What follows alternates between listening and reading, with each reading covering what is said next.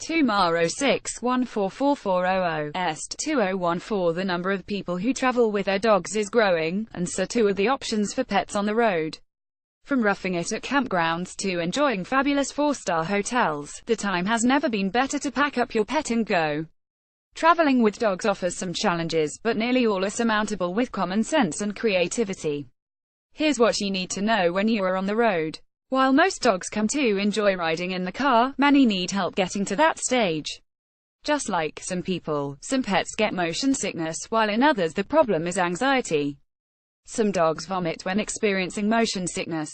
Other pets may drool excessively, with copious amounts of saliva drenching the upholstery, or pant uncontrollably. Some pets may do all of these. Talk to your veterinarian about medications that can help address issues like anxiety and vomiting. For some pets, the anxious ones, the medication may only be needed while your pet learns to become more comfortable in the car. For those pets with queasy tummies, anti-anxiety and anti-vomiting medication may always be needed when traveling. Your veterinarian can also advise you if medication is not the best option for your dog. Teach your dog to enjoy riding by using treats to reward tiny steps such as walking up to the car treat, getting in treat, getting into a harness a crate treat, and then treats for progressively longer rides. Make sure during the learning period that the destination is somewhere she wants to go: a park, a pit store, a business where treats are handed out, or another place where your dog feels comfortable and happy, such as a friend's house. If your dog doesn't seem to be getting more comfortable in the car, talk to your veterinarian about a referral to a veterinary behaviorist who can help. While many of us remember our dogs riding shotgun, often with his head out the window, safety experts now advise that dogs be secured in the vehicle in a crate or harness. In an accident, a loose dog is a danger to herself, to others in the car, and to everyone on the road.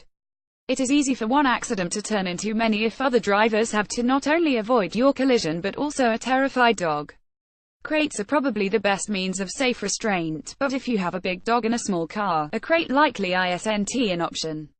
Fortunately, the last few years have seen many companies develop car harness restraints that are not only comfortable for your dog but also work with your vehicle's seat belts or child seat anchors.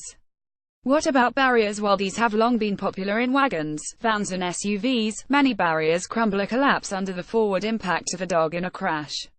If you choose a barrier, be sure it can be secured to the car's frame and is sturdy enough to hold up in an accident. If not, use a crate or a seatbelt harness. Once restraint is under control, you'll need to have food and water dishes and spill-proof containers for both.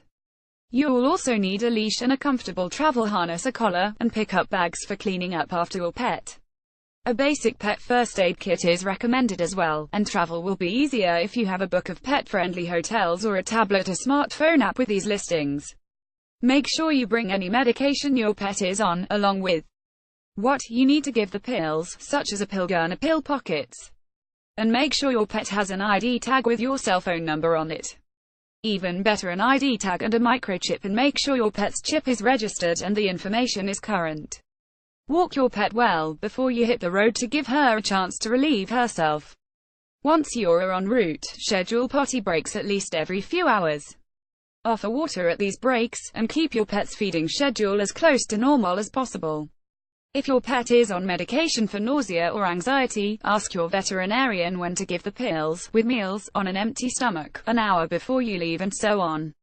Even if your dog knows to come when called in your own neighborhood, keep your pet on leash when traveling. Many pets get confused in new places and situations and may not be reliable off-leash, even where it's allowed. And be responsible. Not only should you pick up after your pet, but you should also prevent your pet from bothering others, whether by barking in a hotel room or running up to people who may not like dogs. And most important, remember that even on a day that's merely warm, the temperature in a car can reach dangerous levels within minutes, well over 100 degrees Fahrenheit, even if the windows are partially opened. Traveling with a dog has never been more popular, and never have there been so many products to help you and hotels to welcome you. Take advantage of dog-friendly America and you'll both be happier. This article has been reviewed by a veterinarian.